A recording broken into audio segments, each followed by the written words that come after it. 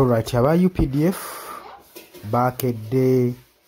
kubuteekamu nkokola enkoko bagikutte mumwa kugenda mu ggwanga erya South Sudan eri mu kibuga Juba okusobola okulaba nga bawa obukuumi omukulembeze wa South Sudan Salva Kiir gwe mukwano gwange ali eyampuliriza. Jjukira nti n'olutalo olugenda mu maaso luli wakati wa President Sako ne Vice President w'eggwanga erya South Sudan era ng'olutalo lukyanyiikidde mu kitundu ekyo gwe mukwano gwange wenjogerera era nga embeera yo yatabuse dda kubanga batuuse ne ku extent omukulembeze wa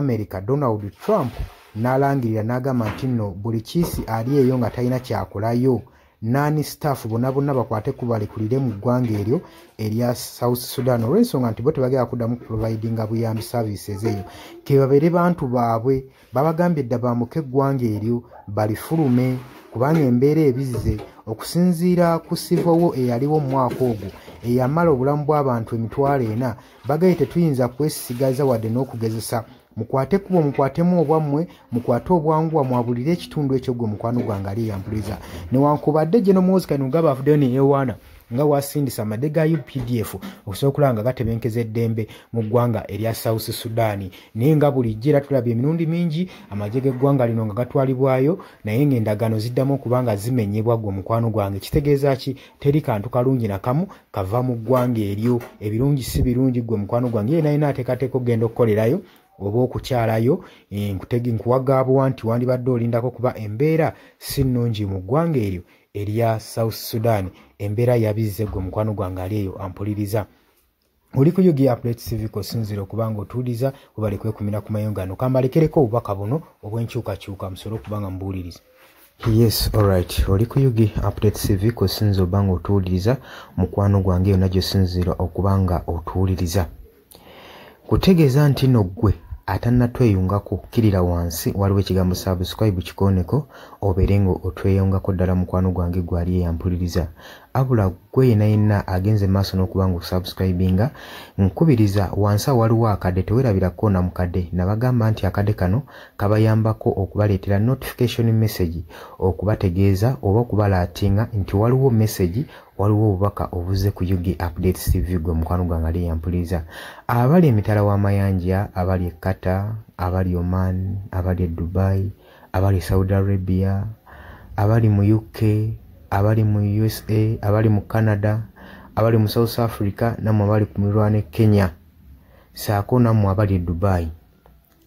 mbatumiddeko nnyo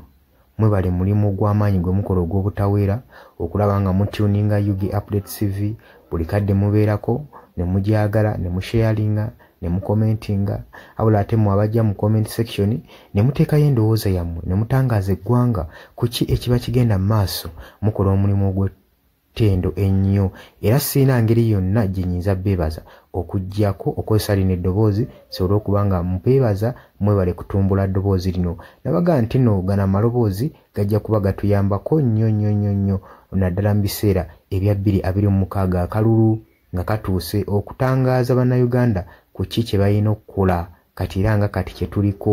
kubanga tubakubiriza munnamwenna obutatunda myoyo gyammwe ng'otuuka wali ku ballot paper manya ekyokukola faayo okulonda omukulembeze golaba agenda okuganyulwamu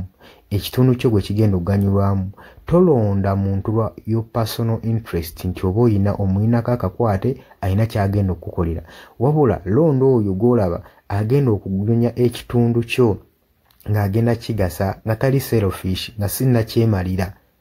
nga atugasa ng'olaba alina kyagattako alina kyayongera ku ggwanga gwe mukwano gwange ali yampuliriza so tuleme kwesuulirayo gwa naggamba oleme kulowooza nti gwe ebintu tebikwatako gw'onoolonda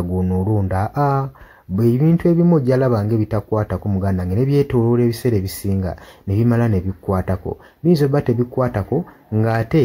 sengaawo bamaamawo jjajjaawo omwanawo ye bijja tuuka ekiseera bimukwateko kati ndowooza olaba engeri nayo gye biba byetoolodde ne bikwatako n'obeera concerned ku byo by'obadde ate weesuula muguluka gwe mukwano gwange ali eyampuliriza abula nnyongera oku maaso n'okubategeeza nti mmwe abaagala okulanga ne Yugi Update TV ennamba y'essimu eya WhatsApp tugitaddewo awo gwe yenna ayagala okulanga naffe ng'oyagala kukuba bizinensi yo mu bantu oyagala kulaakulanya bizinensi yo oyagala emanyikibwe, whatsappinga kweyo enamba ojja kubanga osobola okubanga otufuna gwe mukwano gwange ali eyampuliriza, sobola okubanga tukulangira bizinesi yo naawe ogikuba abantu. Ngenda mu maaso n'okubategeeza nti nno abapya organic bakutegeeza nti oba olina ekirwadde ekikutawaanya, ekirwadde eky'ekibumba, otawanyizibwa ulcers, otawanyizibwa hepatitis B, bakugamba nti bakubireko ku note 77 8 11 35 97, note 77 8 11 35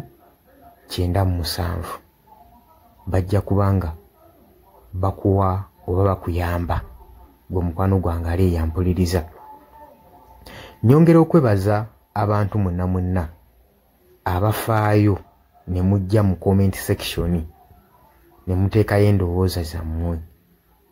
Mbeebaza nnyo. Dani ku Airlines e Kenya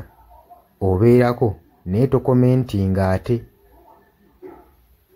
Temunteerako mannya, mutangaaze okusinziira ku mulamu gwe bagugenda mu maaso, musobole okuba nga eggwanga muliraga kyekyokukola. Bannaffe bangi baabula, tebamanyi kyakukola. Era n'ebiseera eby'obuli omugenda balaba nga babawa busukaali, babawa 3,000 basobole okuba nga batunda emyoyo gyabwe, ate nga gyandiyambyeko okutwala eggwanga lino mu maaso. Mukwano gyange abampuliriza, simanyi ndowooza yo, naye nze okusinziira ku ndowooza yange byebyo byange, era nga mwebale kwekuumira ku Yugi Updates TV. Mbaagala nnyo, temuva ku mayengo gano, mweraba.